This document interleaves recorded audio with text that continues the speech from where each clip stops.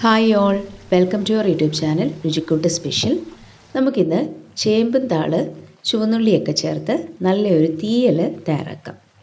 അപ്പോൾ അതിനായിട്ട് ആദ്യം നമുക്ക് താളൊന്ന് മുറിച്ചെടുക്കാം. ഞാനിപ്പോൾ ഈ വലിപ്പത്തിലുള്ള ഒരു 3 താള് എടുത്തിട്ടുണ്ട്. ഇനി നമുക്ക് ഓരോ താളും 2 3 കഷ്ണങ്ങളാക്കി നല്ലതുപോലെ ഒന്ന് കഴുകിയെടുക്കാം.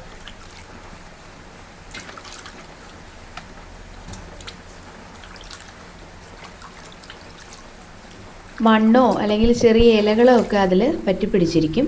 അപ്പോൾ അതൊന്ന് പോകാൻ വേണ്ടിയാണ് നമ്മൾ നന്നായിട്ടൊന്ന് കഴുകിയെടുക്കുന്നത്.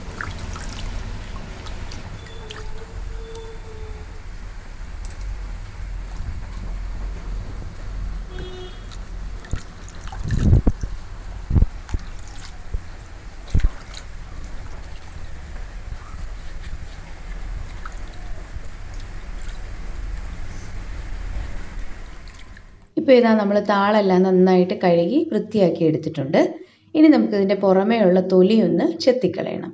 അപ്പോൾ ഒരു കത്തി ഉപയോഗിച്ച് ആ സൈഡിലുള്ള കട്ടിയുള്ള തൊലി നന്നായിട്ടൊന്ന് ചെത്തിക്കളയുക. അതിനുശേഷം 2 സൈഡിൽ നിന്നും ഒന്ന് വലിച്ചെടുത്ത് കളഞ്ഞാൽ മതി. അപ്പോൾ ഈസി ആയിട്ട് തന്നെ നമുക്ക് തൊലി എടുത്ത് കളയാം.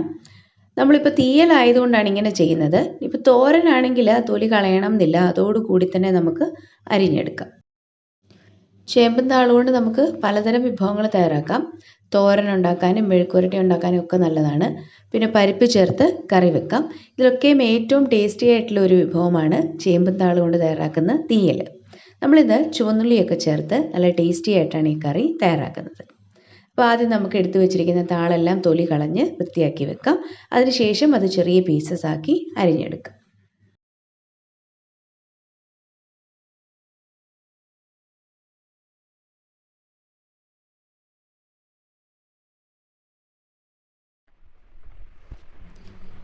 തൊലി കളഞ്ഞെടുത്ത് ചേമ്പും താള് ആദ്യം ഒന്ന് 4 5 ആയിട്ട് ചെറുതായിട്ടൊന്ന് കീറിയെടുക്കുക. അതിനുശേഷം ഇതുപോലെ ചെറിയ കഷ്ണങ്ങളായിട്ട് അരിഞ്ഞെടുക്കുക.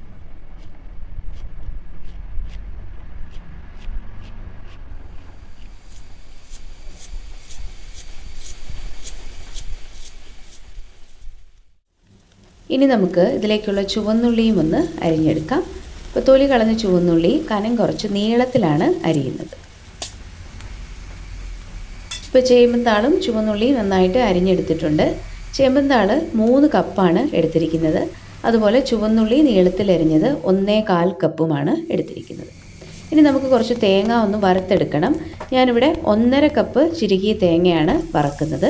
അതിലേക്ക് നമ്മൾ അരിഞ്ഞു വെച്ചിരുന്ന ചുവന്നുള്ളിയിൽ നിന്നും ഒരു 5 6 ചെറിയ പീസ് ചേർക്കുക. കൂടെ ഒരു തണ്ട് കറിവേപ്പിലയും ചേർക്കാം. ഇനി ഇത് നല്ല ബ്രൗൺ കളറാകുന്നത് വരെ വറുത്തെടുക്കണം. ഞാനിതിലേക്ക് എണ്ണയൊന്നും ചേർക്കുന്നില്ല. നന്നായിട്ടൊന്ന് ചൂടായതിനു ശേഷം ഒരു മീഡിയം ഫ്ലെയിമിൽ വെച്ചിട്ട് ഇടയ്ക്കൊന്ന് ഇളക്കി കൊടുത്താൽ മതി. അപ്പോൾ തേങ്ങ ചിരകുമ്പം അധികം ബലം കൊടുക്കാതെ എല്ലാം ഒരേ കനത്തിൽ തീരെ പൊടിയായിട്ട് ചിരുകിയെടുക്കാൻ ശ്രദ്ധിക്കണം. ഇപ്പോൾ ഇതാ തേങ്ങ നന്നായിട്ട് മൂത്തു. ഇനി ഇതിലേക്ക് 1 ടീസ്പൂൺ നല്ല മുളക് പൊടി, 1 ടീസ്പൂൺ കാശ്മീരി ചില്ലി പൗഡറുമാണ് ചേർക്കുന്നത്. എരിവ് കൂടുതൽ വേണ്ടവർ കാശ്മീരി ചില്ലി പൗഡറിന് പകരം 2 ടീസ്പൂൺ നല്ല മുളക് പൊടി ചേർത്താൽ മതി. ഇനി ചേർക്കുന്നത് മല്ലിപ്പൊടിയാണ്. അത് 3 ടീസ്പൂണാണ് ചേർക്കുന്നത്.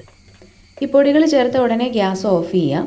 ആ തേങ്ങയുടെ ചൂട് കൊണ്ട് തന്നെ ഇത് നന്നായിട്ട് മൂത്ത് കിട്ടും. ഞാനിപ്പോൾ ഇതിലേക്ക് മഞ്ഞൾപ്പൊടി ചേർത്തിട്ടില്ല. ഈ മഞ്ഞൾപ്പൊടി ചേർക്കണം എന്നുണ്ടെങ്കിൽ ഒരു 1/4 ടീസ്പൂൺ മഞ്ഞൾപ്പൊടി ഈ കൂടെ തന്നെ ചേർത്ത് കൊടുക്കാവുന്നതാണ്. ഇനി ഇത് നന്നായിട്ടൊന്ന് തണുത്തതിന് ശേഷം നല്ല മയത്തിൽ അരച്ചെടുക്കണം. ഇനി ഒരു മൺചട്ടിയിലേക്ക് 2 ടേബിൾ സ്പൂൺ വെളിച്ചെണ്ണ ചൂടാക്കി അതിലേക്ക് 1 ടീസ്പൂൺ കടുക് ചേർക്കുക.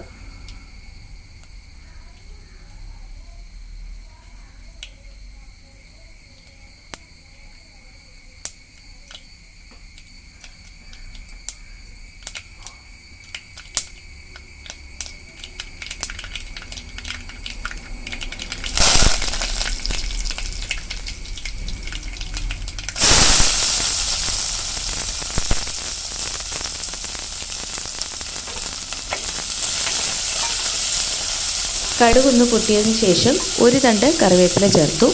അതിലേക്ക് നമ്മൾ അരിഞ്ഞു വെച്ചിരുന്ന ചുവന്നുള്ളിയും കൂടെ ചേർത്തു. നന്നായിട്ടൊന്ന് വഴറ്റാം. 1 മിനിറ്റ് ഒന്ന് വഴറ്റിയതിന് ശേഷം ഇതിലേക്ക് നമ്മൾ അരിഞ്ഞു വെച്ചിരിക്കുന്ന ചേമ്പും താളും കൂടെ ചേർത്ത് കൊടുക്കാം.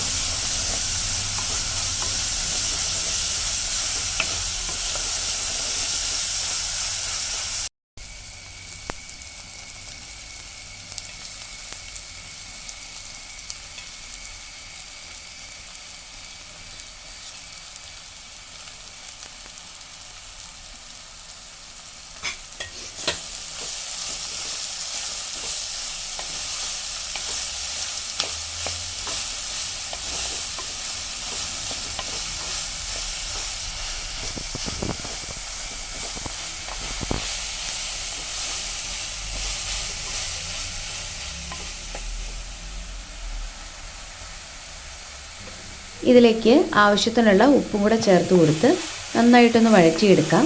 ഒരു 4-5 മിനിറ്റ് ഇങ്ങനെ വഴറ്റിയെടുക്കുമ്പോഴേക്ക് ആ ചേമ്പും താള് ഒരു പകുതി വേവാകും.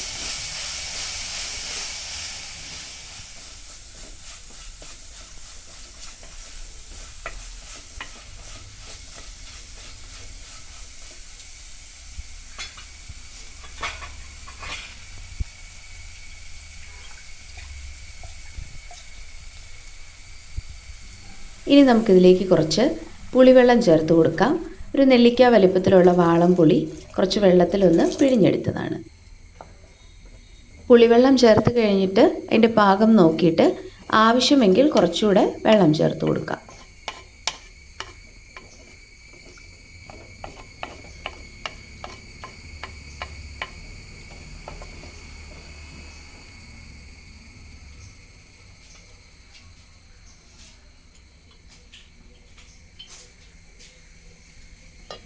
ഇനി നമുക്ക് കുറച്ച് സമയം ഒന്ന് അടച്ചു വെച്ച് വേവിക്കാം. അത് വഴറ്റിയ സമയത്ത് തന്നെ ഏകദേശം പകുതി വേവായിട്ടുണ്ട്. ഇനി ബാക്കി വേകാനുള്ളത് കഷ്ണം നന്നായിട്ട് വെന്ത് അതിലേക്ക് നന്നായിട്ട് പുളി പിടിക്കണം. അപ്പോൾ നമുക്ക് നന്നായിട്ടൊന്ന് തിള വരുമ്പോൾ അടപ്പ് തുറന്ന് ഒന്ന് ഇളക്കി കൊടുക്കാം. വീണ്ടും അടച്ചു വെച്ച് വേവിക്കാം. അപ്പോൾ കഷ്ണമെല്ലാം നന്നായിട്ട് വേകുകയും വേണം, ആ പുളിവെള്ളം വറ്റി കഷ്ണങ്ങളിലേക്ക് നന്നായിട്ട് പുളി പിടിക്കുകയും വേണം. ഇതിപ്പോൾ ആയിട്ടുണ്ട്. ഇനി നമുക്കിതിലേക്ക് അരപ്പ് ചേർത്ത് കൊടുക്കാം.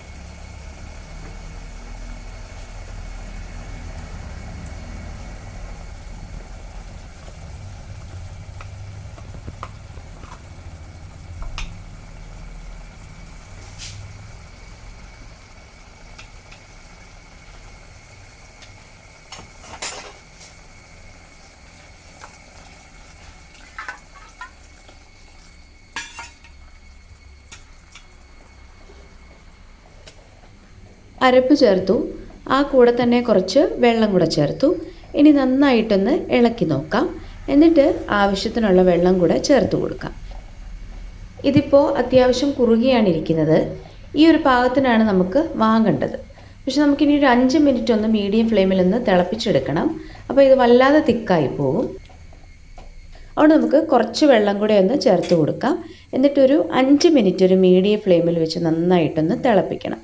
അപ്പോൾ ആവശ്യത്തിന് കുറുകി മുകളിൽ ആ എണ്ണയൊക്കെ ഒന്ന് തെളിഞ്ഞു വരും. നമ്മൾ ആദ്യം താളും ചുവന്നുള്ളിയും ചേർത്ത് വഴറ്റിയ സമയത്ത് കുറച്ച് ഉപ്പ് ചേർത്തിരുന്നു. അപ്പോൾ അത് നോക്കിയിട്ട് പോരാത്ത ഉപ്പ് ഈ ഒരു സ്റ്റേജിൽ ചേർത്ത് കൊടുക്കാം. എന്നിട്ട് നന്നായിട്ട് ഇളക്കിയതിന് ശേഷം പിന്നെ അനക്കാതെ അവിടെ വെച്ചേക്കുക. കുറച്ച് സമയം ഒന്ന് ഇരുന്ന് ഒരു 5 മിനിറ്റ് ഇരുന്ന് നന്നായിട്ട് തിളച്ച് കുറുകി വരും.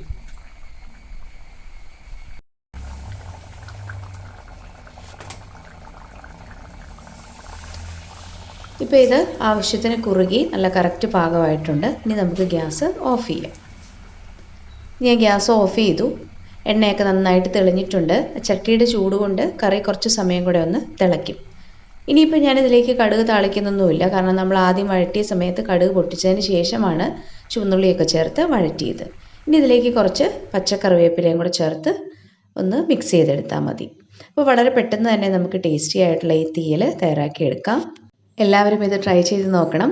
Thank you for watching.